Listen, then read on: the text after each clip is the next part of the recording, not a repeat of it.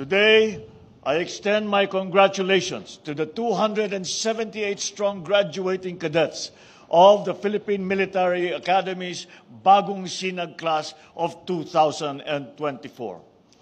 We are proud to see you parade as cadets for the last time.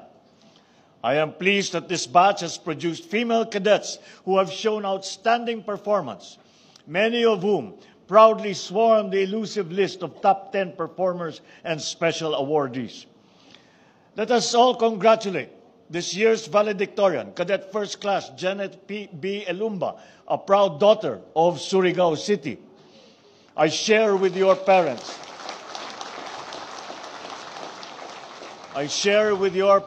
the immense pride and joy that I know they are feeling right now. Tomorrow, it will be the people's turn to welcome you on your first tour as commissioned officers.